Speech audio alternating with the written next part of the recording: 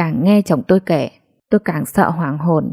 Vì ông nội anh ấy là gốc người Hoa, nên bố anh ấy hiểu và kể lại cho anh ấy biết.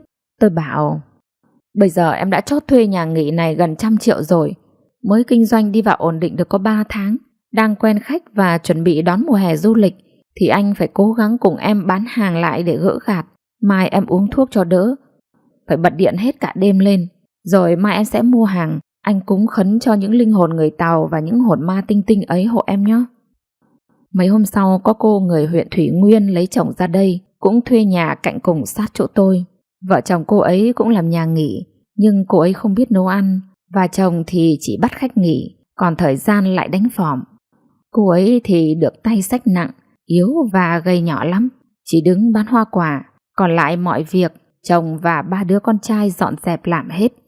Cô ấy thấy nhà tôi đông khách, tôi làm khỏe thì cô hỏi: này chị Thanh, nhà chị thuê nhà nghỉ này làm, thấy có hiện tượng gì không? Tôi hiểu ngay nhưng tỏ ra bình tĩnh bảo: không, chị chẳng thấy có gì. Cô bảo hiện tượng gì, thế là thế nào? À, chắc nhà chị cứng bóng vía nên không gặp, chứ em nói thật, nhà em có ma đấy, nhất là ở trên tầng 4 kia kìa. Đợt trước tất cả 2 người thuê làm mà phải bỏ chạy mất dép hết đấy. Chị là người thứ 3 thuê, không biết chị có ma trêu hay không? Tôi giả vờ ngạc nhiên hỏi lại: ma nào đâu, ai bảo cô thế? À, có 2 con ma cao nghều toàn lông lá đen xỉ ấy, nó chỉ bắt vía đè phụ nữ thôi. Thế chị không gặp thật à? Chị Hảo trước ở bị sợ vãi cả linh hồn, phải trả nhà không dám thuê nữa đấy. Lúc ấy tôi đã dứt cơn đau bụng và ngồi nghe chồng kể về ma tinh tinh như thế, nên cũng tỉnh càng ngủ. Càng nghĩ lại càng kinh tối, nhưng lại nghĩ đến đống tiền thuê nhà phải cố gắng thôi. Tối nào cũng phải bật hết điện các phòng suốt đêm, không dám tắt. Từ hôm đó khi nào xong việc, khách ăn đêm dọn dẹp xong hết, có chồng nằm cạnh nên cũng không bị hiện tượng gì cả. Càng ngày tôi càng đông khách ăn nghỉ, nhất là khách Trung Quốc. Vì chồng tôi biết nói tiếng Trung, anh nói rằng bố anh là người Hoa, sang Việt Nam làm ăn từ nhỏ, rồi lấy mẹ anh là người Hải Phòng, nên bọn họ quý mến đồng hương của họ. Bao nhiêu khách Trung Quốc đều kéo đến đặt nấu ăn, mà tôi nhàn không phải nấu. Trung Quốc họ không ăn cơm như mình, họ toàn ăn cháo và hoa quả thôi. Họ tự nấu nồi cháo quân dụng cả xoong mấy ký, gia vị họ tự chế biến. Họ chỉ đưa lãi công phục vụ và rửa bát, mỗi nồi cháo là 500.000. Các nhà xung quanh thì ế ẩm, họ ghen tị với tôi lắm. Họ xì xèo đổ tội rằng nhà vợ chồng Thanh Hoàng nấu nước dùng phở toàn dùng thuốc hóa học của bọn Trung Quốc vào nên mới ngọt thế, mới lừa mồm người ăn như thế. Chứ sao ai cũng khen ngon và kéo đến ăn đông thế. Bọn họ ế ẩm ngấm ngầm báo công an và liên ngành đến kiểm tra toàn bộ thứ ở cửa hàng kinh doanh của tôi. Họ kéo đoàn đông ập đến kiểm tra từng thứ thức ăn trong tủ lạnh, tủ cấp đông, nồi nước dùng. Họ múc nước dùng đi xét nghiệm xem có bỏ hóa chất như bị báo cáo hay không. Họ gạn hết nước dùng ra, lưng một nồi to. Bên dưới tôi ninh toàn xương ống, có gừng và hành tây nướng cho thơm. Nước dùng chỉ cho thêm hạt nêm và nước mắm với muối đường trắng. Họ khám xét toàn bộ, không có đổ thiêu, không có gì bất chính. Họ phải công nhận sự thật và cấp giấy chứng nhận cơ sở kinh doanh cửa hàng ăn uống của ông bà Nguyễn Thanh Hoàng đạt tiêu chuẩn an toàn thực phẩm. Đúng là sự thật không ưa trang trí, có đức mặc sức mà hưởng. Từ đó nhà hàng của tôi ngày càng có uy tín và đắt hàng hơn. 2 tháng sau, ông Đài Loan kia đã về Việt Nam với cô vợ trẻ. Ông biết tình hình khó ở nhà thuê chỗ anh Tuất, ông bèn trả lại và thuê nhà to ở ngoài cảng khu du lịch. Ông thanh toán hết số tiền gốc và lãi cho chị Cam. Thấy ông ấy giàu và có tiền, chị tính lãi cao, cả gốc và lãi thu được gần 70 triệu. Còn riêng tôi cho cái xỉu vay 5 triệu, tôi không lấy thêm xu nào. Ông ấy đưa trả tôi 5 triệu và cảm ơn cô Thanh lắm. Một hôm ông ấy cho xe đẩy con bé đi trước, thằng Rumi 3 tuổi léo đéo theo sau. Đi qua cửa hàng chỗ tôi, nó vấp ngã vập mặt xuống đường. Tôi vội chạy nâng cháu dậy, cháu không dám khóc. Ông ấy bảo tôi: cô Thanh mặc kệ nó, không phải thương xót nâng đỡ gì cả. Vấp ngã thì tự đứng dậy, ăn uống phải tự xúc, không thể để rơi vãi. Khóc là sẽ bị bắt úp mặt vào tường cả ngày. Chúng tôi nuôi con như thế, không chiều chuộng nõn xớt, phải để bọn trẻ biết tự lập ngay từ khi còn nhỏ, lớn lên mới biết lo toan. Ông ấy căn cơ từng trải, giỏi giang bao nhiêu thì phải gánh vào cô vợ trẻ ăn tiêu hoang phí và chơi bời bấy nhiêu. Những người Việt Nam nhìn vào toàn xì xèo. Ngu, đúng là đồ ngu, cha già nuôi con cọc, vợ con giàu có, học thức đàng hoàng, được tôn sùng thì không muốn, lại đi cung phụng tiền cho cô vợ hở để nó hú hí với trai trẻ. Rồi những lời xì xào bàn tán đến tai ông Đài Loan kia. Ông ấy vẫn chi một số tiền để thuê người theo dõi. Từ đó ông hạn chế đưa tiền cho vợ trẻ, cũng khống chế ăn uống trong vòng 10 triệu một tháng. Cái xỉu lại không đủ, lại xuống chỗ tôi hỏi vay tiền. Nhưng tôi còn buôn bán và lấy hàng chứ. Nó sang hỏi chị Cam, nhưng chỉ có ông ấy ký nhận vay thì chị mới đưa, nên nó buồn. Tôi thật lòng tham gia tư vấn cho nó. Cháu không được giao lưu chơi bời với những thằng trẻ danh và mấy đứa con gái cờ bạc kia nữa. Hư hỏng đời ra, phải tu chí mà làm ăn chứ. Ông ấy cho tiền đáng lẽ góp vào để dành chứ. Mang tiếng lấy chồng nước ngoài giàu có mà suốt ngày cháu đi vay tiền, nhà phải đi thuê.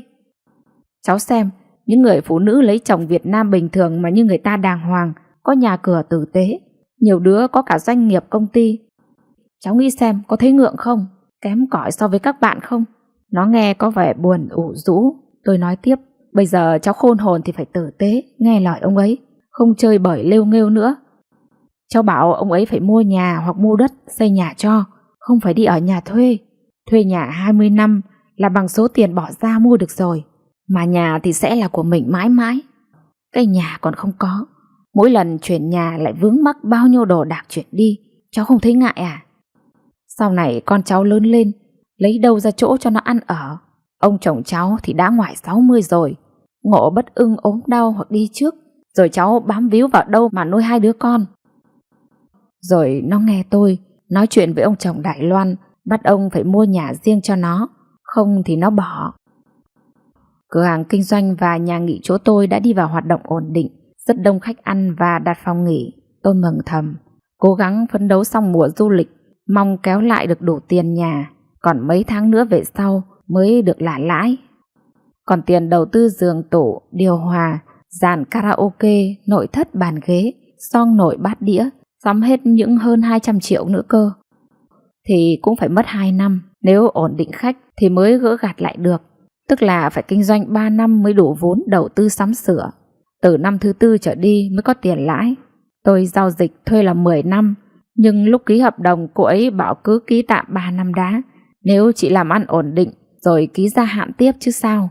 Chúng em cũng chỉ mong anh chị làm ăn được thôi. Tôi tin tưởng cô ấy nên đã ký hợp đồng 3 năm, đến văn phòng công chứng hoàn tất thủ tục. Thời gian ấy ông Đài Loan đã thuê nhà ngoài cảng du lịch cho mẹ con cái xỉu và cô giúp việc ở. Ông ấy suy nghĩ lời đề nghị mua nhà đất cho mẹ con nó, chứ mang tiếng lấy chồng giàu mà không có nhà ở. Rồi ông mất trước, nó ở đâu và nuôi con làm sao được. Ông ấy nghĩ cũng phải, nên ông lại thu xếp về Pháp để xin tiền vợ cả và 2 con trai. Ông vẫn thuê một thằng thám tử theo dõi vợ trẻ. Qua chỗ quán tôi, ông bảo, nhờ cô Thanh ở đây để ý quan tâm mẹ con nó giúp tôi với nhá.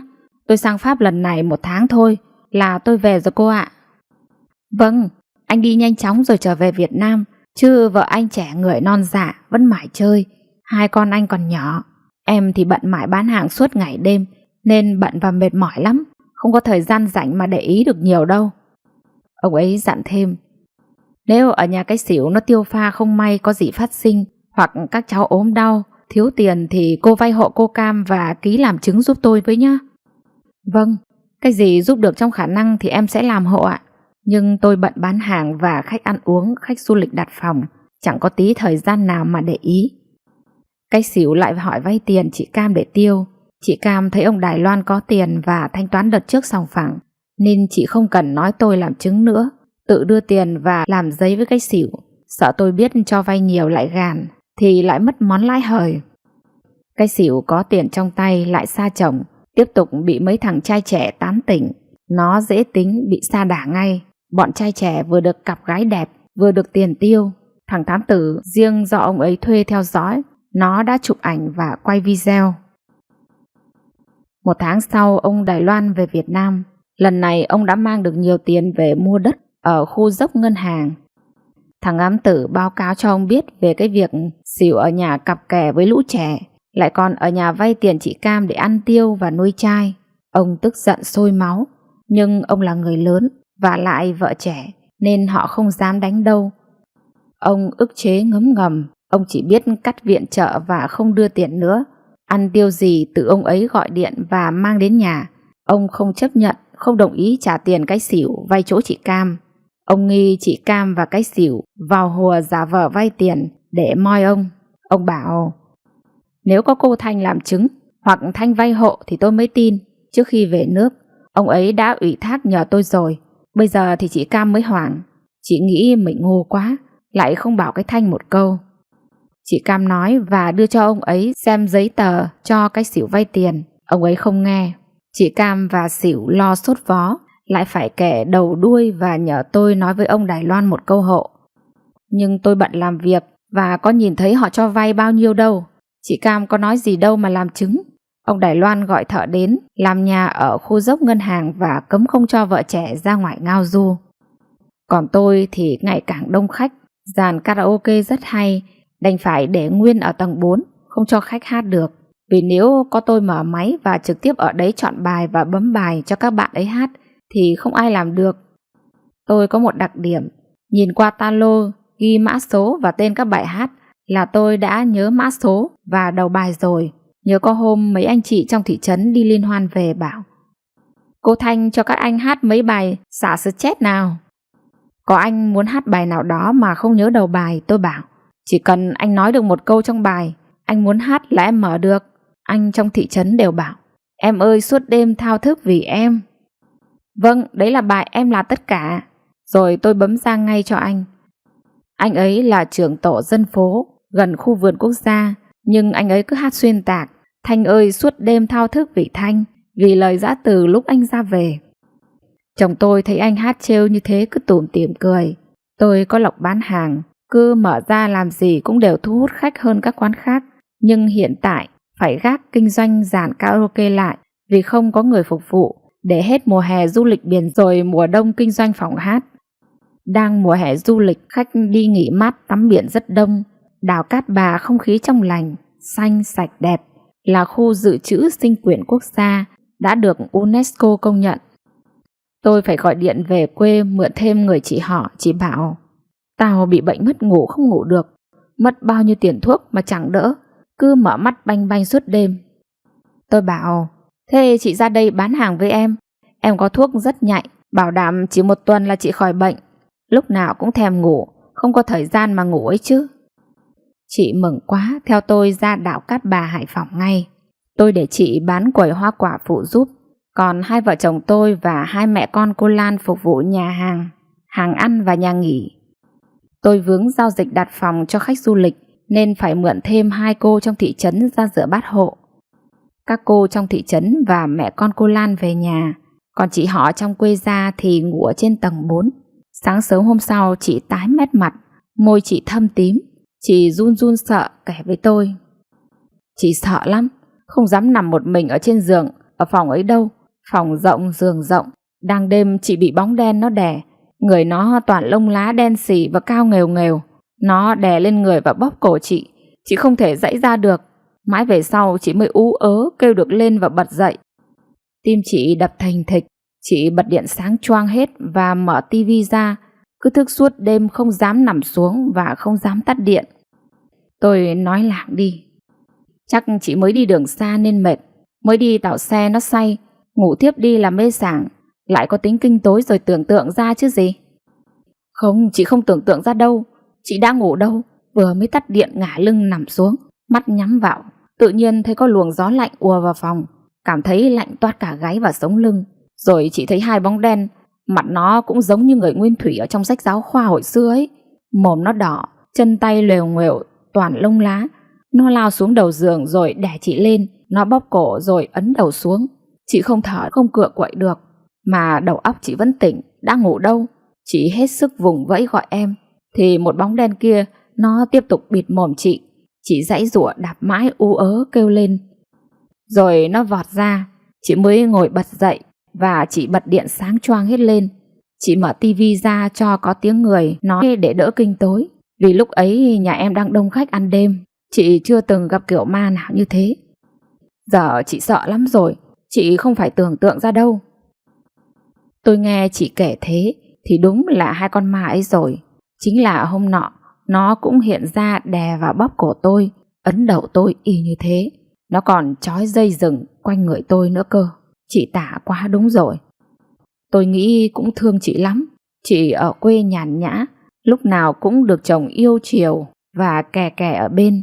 Bây giờ ra đây lạ lắm, lại nằm một mình trống trải, bị ma trêu như vậy. Chị sẽ không chịu được và không ở được.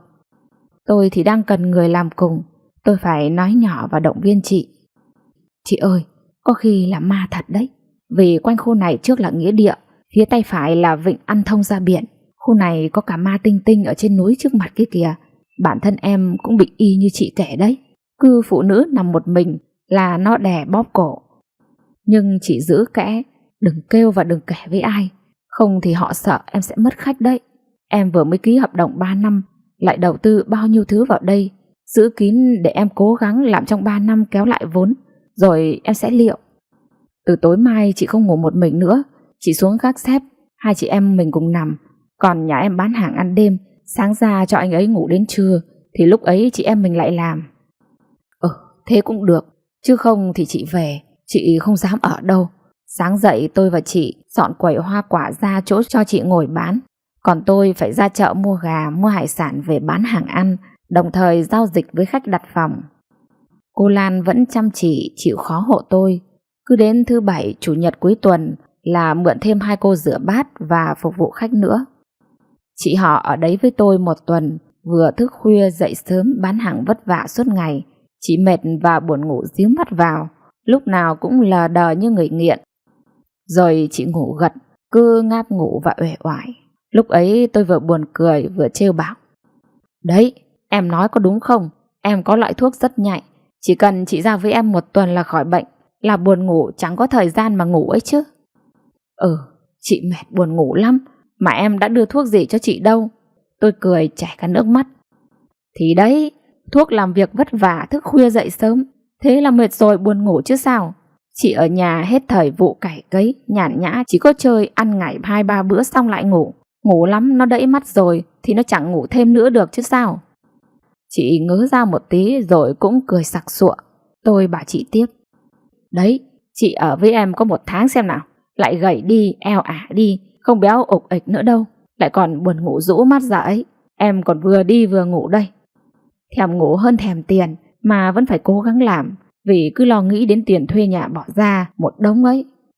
Những người cứ mất tiền đi giảm béo, cứ thử làm vất vả như chị em mình xem. Ăn uống đạm bạc, thức khuya dậy sớm, quần vác bao nhiêu là hàng, luôn chân luôn tay, xem có béo phì bụng mỡ được hay không. Tại các vị cứ ăn nhiều lắm chất, là ít vận động, nhàn nhã không làm, thì chả béo phì như đống thịt à. Chị họ lại gật đầu cười tủm tỉm. Đúng thật, cứ lao động thức khuya dậy sớm, ăn sưởi thôi thì lấy đâu mà ục ịch. Chồng cô gầy nhỏ thế mà làm khỏe kinh lên. Chị thì chịu thua cô rồi đấy. Thì giờ đang mùa du lịch, chị cố gắng ở đây làm với em.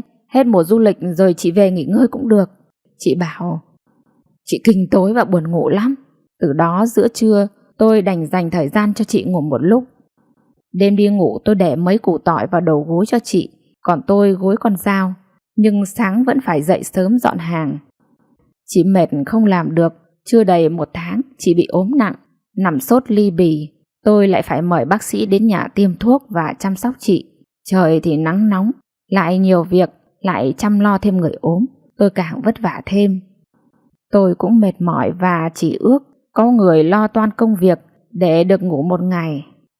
Bác sĩ chăm sóc thuốc men và truyền nước bổ, nước hoa quả cho chị. May quá được chục ngày là chị khỏi. Chị một mực đòi về.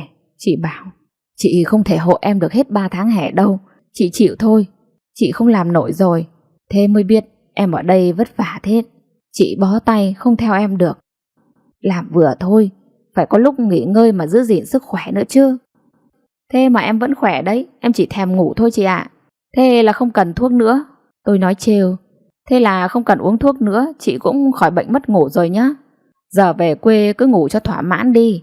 Bao giờ đẫy mắt không ngủ được thì lại ra đây cày đào cùng với em. Chị gái họ cũng trêu đùa. Đúng đấy, em đăng một bài lên mạng bảo có bao nhiêu cô to béo phì, bụng mỡ mất ngủ, cần giảm cân thì cứ ra đây làm cùng tôi. Ăn uống ít thôi, thức khuya dậy sớm mà làm, không cần mất tiền chữa, bệnh sẽ khỏi hết. Chứ ăn nhiều không vận động thì chả béo phì.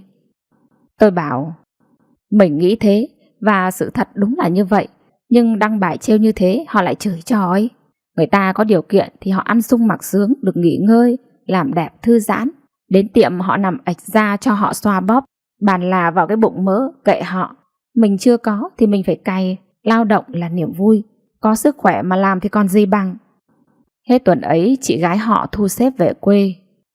Lại nói chuyện chị Cam và cái xỉu. Cứ đến nhờ tôi làm chứng với ông Đài Loan hộ, không thì không nhận trả tiền cho chị ấy. Chị tham lãi, đưa cho nó vay 30 triệu như đợt trước, nhưng lại giấu tôi, sợ tôi gàn. Tôi nể chị Cam trước kia thường giúp đỡ tôi, nên tôi lại phải tranh thủ đến gặp ông Đài Loan để nói hộ. Tôi phải nói dối là hôm ấy chị đưa tiền cho cái xỉu, bảo em ký làm chứng hộ, mà em bận vướng khách em chưa kịp ký. Chứ hôm ấy có bảo em rồi anh ạ. Thôi anh cố gắng thu xếp trả chị ấy, cốt trả đủ số lượng 30 triệu gốc, còn lãi có 1 tháng thì trả ít thôi cũng được. Thế là may phúc, ông ấy trả chị Cam không mất toi 30 triệu. Chị ấy và cái xỉu cảm ơn tôi lắm. Ông Đài Loan xây nhà cho cái xỉu to đẹp như khách sạn 4 sao. Đất rộng, có công viên, có bồn tắm, có bể nuôi cá cảnh. Trong nhà nội thất tiện nghi đầy đủ. Chỉ có mỗi vợ chồng tôi là khổ, vật lộn làm việc ngày đêm với bao nhiêu việc ở cái nhà nghỉ ma tinh tinh ám này mà vẫn phải cố gắng không dám kể với ai. Cứ hàng đêm tôi không dám lên tầng 4 ấy. Ban ngày lên lau dọn phòng, còn cảm thấy trống trải và lạnh lẽo nữa là ban đêm. Còn nhà cái xỉu cuối mùa du lịch là tháng 9. Ông Đài Loan xây xong nhà hoàn thiện tinh tươm cho vợ về. Ông lại thu xếp đi nước ngoài thăm bà vợ ba, đồng thời lấy tiền về Việt Nam trước Tết âm lịch. Ông lại giao cho thằng thám tử riêng theo dõi cô vợ trẻ, đồng thời lại qua quán tôi dặn. Đợt này tôi đi nước ngoài 3 tháng mới về, tôi nhờ cô Thanh để ý xem mẹ con nó giúp tôi với nhé. Tôi để lại gửi tiền ăn tiêu chỗ vợ chồng chú Thường công an, hàng tháng ăn tiêu là vợ chú ấy đưa. Tôi nghĩ thầm, đúng là ông trời không cho ai hưởng hết, người được cái nọ thì khổ cái kia. Cha già nuôi con mọn, vợ trẻ ham tiền thì lấy làm vợ tư, phải chấp nhận chồng gia trưởng, ăn tiêu hoang phí thì bị cấm vận. Ở đời cái gì cũng có giá của nó hết. Từ hôm bọn người ghen tuông, đố kỵ, xối hiểm, tôi bị đoàn liên ngành đến kiểm tra. Mọi việc đã được chứng minh rõ ràng, được cấp phép kinh doanh an toàn thực phẩm. Tôi càng có uy tín và đông khách hơn. Phở và bánh đa cua, bún cá tôi làm ban ngày, phải 2 nồi nước dùng to, loại nồi quân dụng như bếp tập thể của bộ đội ấy. Còn ban đêm là 1 nồi nước dùng, phải làm thêm cơm rang, mì xào cho khách Tây nữa. Vợ chồng tôi cắm đầu vào làm ngày làm đêm, muốn nghỉ muộn lắm rồi nhưng khách vẫn đến. Tiếc việc và cũng thương người ta đói, cần ăn nên cố gắng phục vụ. Lúc này tôi phải mượn thêm 2 cháu gái. Một cháu tên là Vui, người dân tộc lấy chồng trong thị trấn, nhưng bố chồng thì rượu chè bê tha, chẳng được tích sự gì. Mẹ chồng thì tần tảo đi sông và buôn bán cá nuôi cả nhà. Nó xin làm phụ rửa, nhưng chưa làm hết tháng chồng đã ra đòi lấy lương trước để mua rượu uống và nghiện hút. Cháu dân tộc này hiền lành thật thà, cứ cam chịu ở nhà chồng và chồng hư hỏng như thế, như một ô xin không công cho nhà nó như thế. Tôi rất thương. Còn một đứa nữa, cũng người dân tộc lấy chồng ở huyện Tiên Lãng, Hải Phòng. Chồng nó phụ xe khách Vĩnh Bảo, Cát Bà. Cháu gái này siêng năng, nhanh nhẹn và là cán bộ xã ở vùng dân tộc ấy đấy. Nhưng không hiểu duyên số làm sao lại quen lấy làm hai. Cháu Thiện phụ làm lơ xe khách. Tôi hỏi thăm thì mới biết do cháu Thiện đẹp trai, bẻ mép lại chịu khó, nó dễ dàng được gái theo. Cháu dân tộc này yêu nó mê mệt, có thai 3 tháng rồi. Nó sợ quá bắt cháu Thiện đưa về quê để ra mắt gia đình. Thằng Thiện méo mặt, đành phải nói thật là anh đã có vợ ở quê và 2 con trai rồi, nhưng bắt buộc không thể trốn tránh trách nhiệm. Và nó cũng có tình yêu thực sự với cháu vợ thứ hai này. Nó đành liều cứ đưa về xin phép bố mẹ và xin phép vợ thông cảm cho nó lấy thêm vợ hai này. Đàn ông thì chỉ muốn thêm chứ không muốn bớt, nhưng mà ớt nào mà ớt chả cay. Trong truyện Kiều Nguyễn Du có nói, lòng riêng, riêng những kính yêu, chồng chung dễ mấy ai chịu cho ai. Vợ cả nó còn rất trẻ và trắng trẻo, xinh gái hơn vợ hai, vẫn đang làm ở công ty may mặc xuất khẩu. Nó bị sốc, bị bất ngờ, khóc như mưa gió. Bố mẹ Thiện cũng chửi nhiều lắm. Các bạn đồng nghiệp ở công ty chỗ vợ nó làm thì đọc rằng bao giờ quét sạch lá tre, thời em mới lấy lái xe làm chồng. Vợ cô Thiện rất buồn, cơ mà cũng hiền lành. Nó cứ khóc lên khóc xuống, chứ nó không nói, không chửi bới xúc phạm chồng và cô người yêu kia một tí nào. Thực lòng, lúc tán gái đời nào nó lại nói là đã có vợ.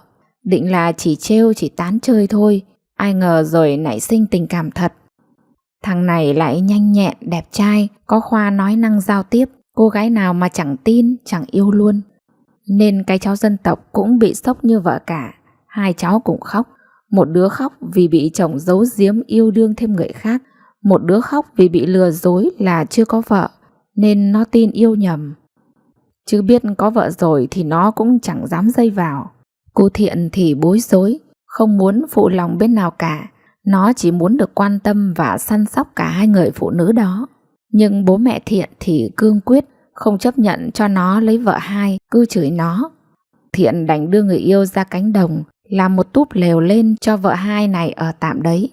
Hàng ngày nó mang cơm nước ra cho ăn. Cô người yêu phải chịu vậy, vì giờ vác bụng to về quê sẽ xấu hổ, mang tiếng là chửa hoang, lại khổ bố mẹ. Người dân tộc họ thật thà, mà lại là cán bộ xã hẳn hoi. Được một thời gian, mẹ cô Thiện không cầm lòng được, vợ cả nó cũng suy nghĩ thương cô hai kia. Dân làng cũng nói vào, họ bảo như thế sao đành. Nên gia đình vợ cả cháu Thiện đành bảo nhau chấp nhận cho nó đưa về nhà chồng. Chứ chả nhẽ sau này để cho nó đẻ ở cánh đồng như thế à? Dù sao cũng là máu mủ cháu nội ông bà mà. Thằng Thiện không muốn phụ lòng vợ nào cả. 9 tháng sau, vợ hai cháu Thiện lại sinh được đứa con trai. Thời gian xong, cháu Thiện hỏi tôi, cô có cần người phụ giúp cửa hàng ăn uống không? Thì cho vợ hai cháu làm với. Ngày nào nó cũng phụ xe khách chạy tuyến Vĩnh Bảo Cát Bà, và công ty xe khách Vĩnh Bảo thuê lại một tầng 4 trên cùng của tôi cho mấy nhân viên ở. Đứa nào cũng quý mến vợ chồng tôi. Ở đấy thì nó vẫn quan tâm giúp đỡ được vợ con nó, mà làm ở chỗ tôi thì được lương, nuôi ăn, lại tự trông được con. Còn nói chuyện về cái xỉu vợ ông Đài Loan kia, ông ta đợt này đi dài ngày, tiền ăn thì nó không giữ được, nó bí bách, lại xuống chợ vào quán của tôi hỏi, cô Vân ơi, giúp cháu với, cho cháu vay ít tiền mua thuốc bôi mụn cho Rumi và đóng tiền điện. Tôi biết thừa là nó biện lý do vay tiền tiêu riêng, chứ những đáng chi như thế thì cứ bảo anh chị Trường công an sẽ đưa, vì ông Đài Loan gửi tiền chỗ anh ấy rồi. Nhưng nó sợ không dám bảo. Tôi lại giục nó hỏi vay chị Cam, vì chị nhiều vốn, nhiều tiền. Nhưng lần này chị Cam sợ ông kia không nhận trả, nên không dám đưa tiền cho cái xỉu nữa. Trừ trường hợp tôi đứng ra ký bảo lãnh, sau này tôi phải trách nhiệm lấy của ông Đài Loan trả, thì chị Cam mới đưa tiền. Nhưng tôi không dám tự tiện thế, rồi mình bị mang tiếng lợi dụng lòng tin. Nếu ông không nghe thì mình bị cột cổ gánh nợ à? Trong khi tôi còn đang rất bận và mệt mỏi vì công việc phải làm, tranh thủ mùa du lịch để gỡ gạc tiền thuê nhà, chứ cũng vất vả ngày đêm. Buồn ngủ rũ mắt vào, không được ngủ một giấc, không có thời gian dẫn cái xỉu sang hỏi vay tiền nữa. Tôi đành bớt tiền hàng của mình đưa cho nó vay tạm 5 triệu. Cái xỉu vẫn dưới tầm kiểm soát từng đường đi nước bước suốt 24/24 giờ của thằng thám tử riêng, vẫn tận tình theo dõi hộ ông Đài Loan. Sau khi thăm ba bà vợ ở nước ngoài, hết thời hạn 3 tháng, ông chồng già lại trở về Việt Nam với xỉu. Thằng thám tử Tư đã theo dõi và chụp ảnh quay video cho ông Đài Loan này xem. Cái xỉu có quan hệ cặp kè với một người để nó lấy thành tích và tiền thưởng. Sự thật mà nhìn nhận một cách khách quan, ở đời cái gì cũng có giá của nó cả. Chấp nhận lấy chồng già hơn bố thì phải được tiền tiêu và nuôi ăn uống, ăn mặc tử tế. Chứ suốt ngày quản thúc dưới sự giám sát, tiền thì bí bách phải đi vay để tiêu. trong khi ông không tin tưởng và bo bo giữ tiền. Ông chỉ coi như một vật trao đổi, mua bán và sở hữu. Tiền thì ông cai quản, tình thì ông không đáp ứng được. Nó còn đang trẻ tuổi, yêu đương mặn nồng, ông thì cứ vất đấy đi thăm bà vợ kia. Cái gì ông ta cũng tham lam, muốn sở hữu, thuê người ở giám sát.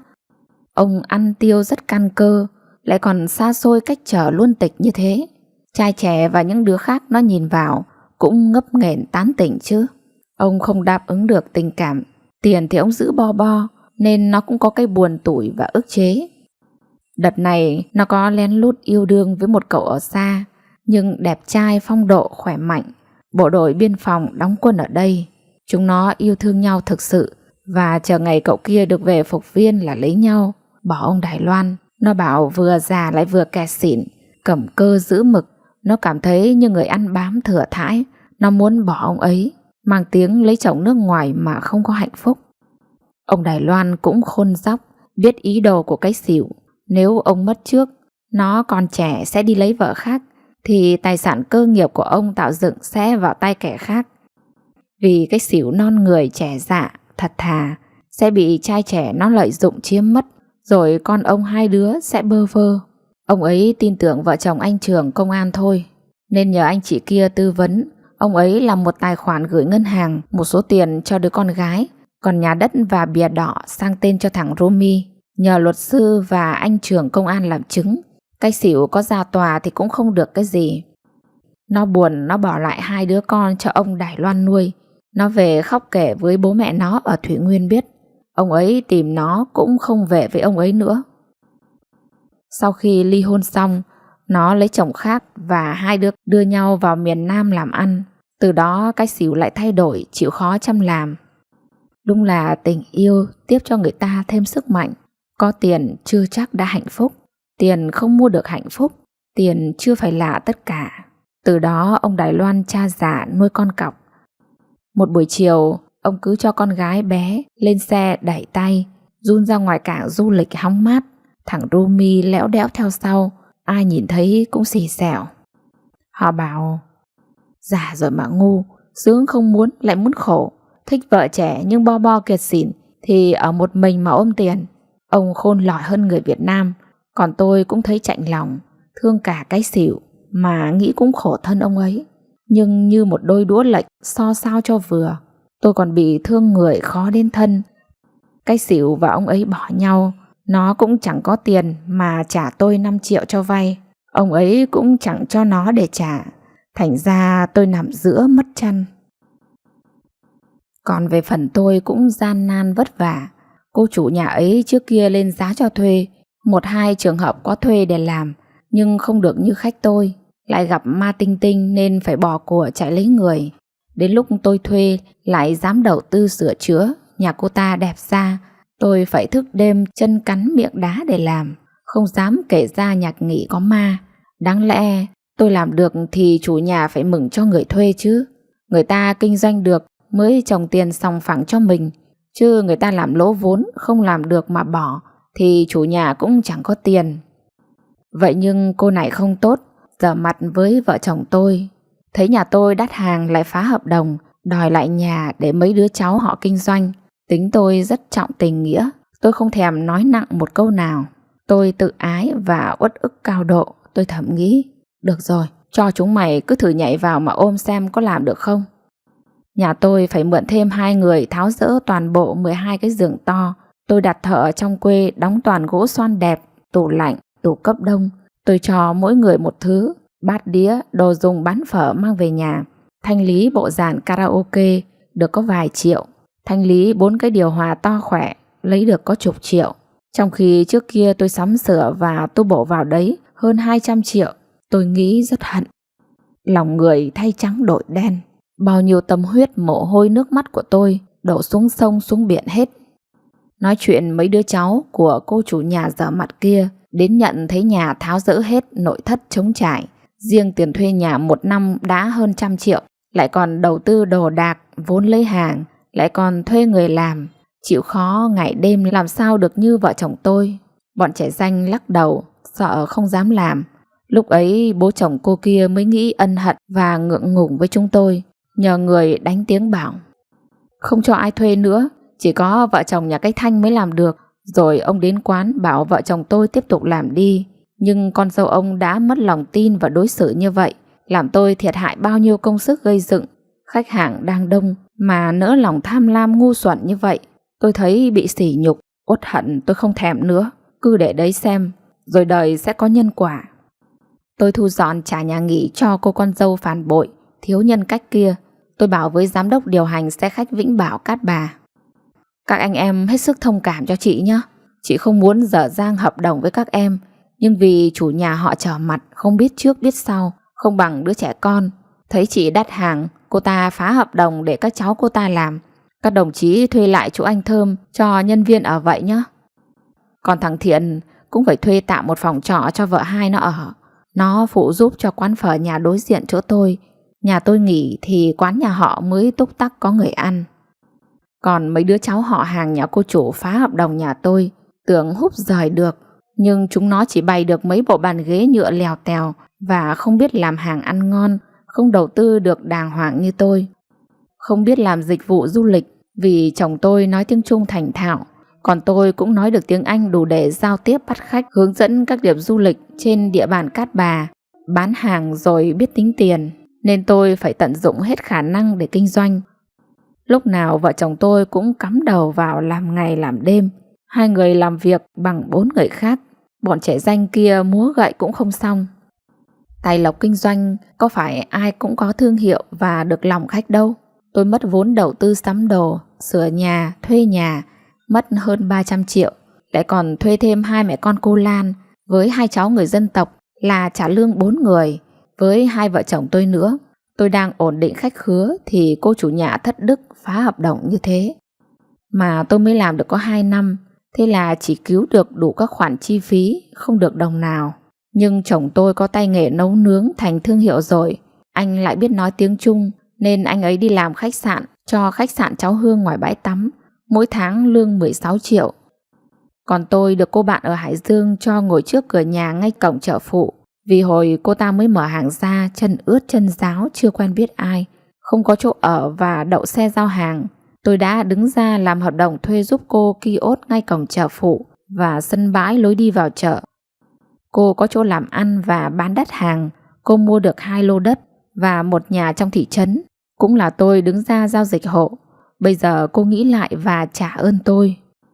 Cô lấy hàng ở Hải Dương ra, cấp vốn toàn bộ, dành nguyên một nửa cửa hàng của cô cho tôi bày bán. Vì nhà cô trả ô tô hàng ra, toàn giao buôn cũng gần hết rồi. Tôi bán quầy hoa quả đầy đủ sầm uất, cái gì cũng có. Tôi lại đắt hàng lắm, vì tôi chào được khách nước ngoài. Các bạn Tây, Trung Quốc, Hàn Quốc cứ đến hàng tôi mua rất đông. Tôi bán luôn tay, phải thuê thêm một cô ở trên xã xuống bán phụ giúp, trong khi những cô bán xung quanh cứ ngồi yên, không biết chào mời và giao tiếp. Ngoài thời gian bán hàng, vẫn có khách du lịch đặt phòng gọi cho tôi lại dẫn đến khách sạn Cháu Hương và tôi vẫn được chi hoa hồng. Vợ chồng tôi vẫn ổn định công việc và thu nhập. Tối thì về nhà mình làm riêng hồi trước ấy. Có 2 vợ chồng ở đấy nên tôi không sợ ma Trung Quốc nữa. Tôi mua đồ về thắp hương khấn vái tử tế, thế là yên ổn. Còn cái nhà nghỉ tôi trả ấy, mấy đứa trẻ kia không bán được gì cả, bày mấy thứ đồ ăn vặt, khách ngó vào lắc đầu đi hết. Khách du lịch quen họ thích ăn phở và bún cá, họ tìm vợ chồng tôi, nhưng giờ không bán nữa rồi, họ buồn lắm. Lại nói chuyện mấy đứa thuê tranh nhà nghỉ. Đêm 2 đứa con gái ngủ trên tầng 4, bọn ma tinh tinh lại hiện ra, vẫn 2 bóng đen xỉ lông lá. Nó gặp y như những lần tôi và chị trong quê từng gặp. Nó hét toáng lên và sợ xanh mắt cáo. Đi đâu chúng nó cũng kể, nhà nghỉ này lắm ma quá, nhất là ở trên tầng 4 ấy, sợ lắm. Rồi bọn chúng không giữ kẽ, cứ kể chuyện ma ra. Thế là mọi người đều sợ và không có khách nào dám thò mặt đến nữa. Bọn 4 đứa giải tán, không bán được gì và không có tiền nộp tiền nhà cho cô chủ nhà kia. Đồng thời từ ấy trở đi không ai dám thuê nữa. Họ cũng sợ ma và cô con dâu ông chủ ghê gớm dở mặt. Nhà ấy bỏ không một thời gian, sau đó bán rẻ đi. Người chủ khác họ mua, họ có tiềm lực. Sau khi mua họ phá ra xây lại kiên cố đẹp đẽ, nâng cấp lên làm khách sạn 7 tầng. Còn anh Tuất ở cạnh nhà tôi ấy, sau khi mời được ông chú ruột làm thầy pháp sư giỏi, lại đến cúng và lễ tạ nhà đất, nên cũng yên ổn và khỏi bệnh. Có người giới thiệu cho lấy cô ở huyện Tiên Lãng, Hải Phòng. Lúc ấy anh gần 50 tuổi, người không được khôn ngoan nên chưa có ai lấy. Thôi anh đành phải lấy, như đũa có đôi để nương dựa như vậy. Anh ra oai với chị Hương, cưới hoành tráng dùm beng, mời khoảng 30 mâm khách. Còn những mâm người nhà là khác, nhưng cô này đần đủ, béo ục ịch, mắt to, mặt nặng như cái thớt, chẳng có nghề nghiệp gì. Anh Tuất xin ban quản lý ở chợ cho vợ ngồi một lốt trong chợ, bán hàng ăn sáng trứng vịt lộn, lá ngải. Hàng ngày anh phải thức khuya dậy sớm mà lo nấu nướng, rồi sáng cho cô kia gánh xuống chợ bán, túc tắc kiếm được tí đỉnh. Còn nói về chị Hương, vợ cũ anh Tuất, nhân một dịp đi công tác, chị gặp và quen một anh bộ đội về hưu rồi. Vợ anh mất vì bệnh tim, hai con anh đã trưởng thành ở riêng. Anh chị hiểu hoàn cảnh cho nhau và yêu nhau. Chị Hương hồi ấy mua có 60 triệu tiền đất của chị gái để cho ở gần khu ngân hàng. Chị làm nhà rộng 150 m², 2 tầng. Tầng trên nhiều phòng, tầng dưới kê 2 hàng bàn ghế để dạy thêm học sinh. Vẫn còn đất rộng, chị làm bếp và công trình phụ. Thiếu tiền chị làm thủ tục vay ngân hàng trừ lương. Các cụ có câu, con gà tức nhau tiếng gáy.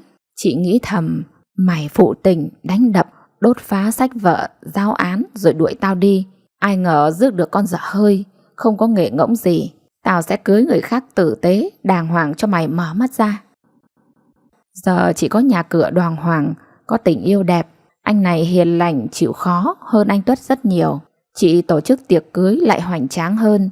Chị làm 60 mâm khách mời, còn khách người nhà là khác, để trả đũa cho anh Tuất nhìn đi. Anh chị này sống hạnh phúc, hai người đều có lương.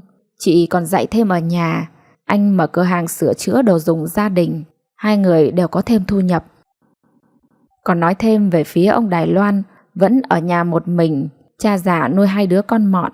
Cái xỉu lấy chồng bộ đội, trẻ đẹp, khỏe mạnh. 2 đứa đưa nhau vào miền Nam sinh sống. Còn cô Thủy ở Hưng Yên, hồi giúp việc cho ông ở Đài Loan. Cô nghe tôi tư vấn trở vào miền Nam đoàn tụ với chồng. Từ đó chồng tu chí làm ăn. Tôi cũng rất mừng cho cô. Tôi cũng vui khi mình làm được điều tốt, giúp đỡ mọi người. Cuộc đời này chính là một hành trình dài, mà mỗi người đều đi tìm ý nghĩa sống của riêng mình. Trên hành trình đó, vì cái tôi ích kỷ mà đôi lúc chúng ta quên mất đi quy luật có vay có trả của vũ trụ. Vậy nên hãy chậm lại một chút để suy ngẫm về luật nhân quả trước khi quyết định hành động. Nếu muốn không gặt phải những quả xấu, bạn nhớ gieo những nhân thật tốt lúc này bạn nhé.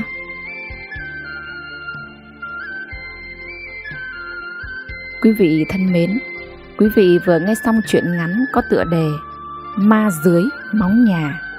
Câu chuyện kể về cuộc đời tác giả nhà văn Thanh Mai và những lần gặp chuyện tâm linh kỳ lạ. Bạn đã bao giờ gặp ma hay chứng kiến những hiện tượng tương tự như vậy hay chưa? Hãy để lại những lời bình luận để chúng tôi và những khán thính giả cùng được biết nhé. Còn bây giờ xin chúc quý vị có một giấc ngủ thật ngon. Xin kính chào và hẹn gặp lại.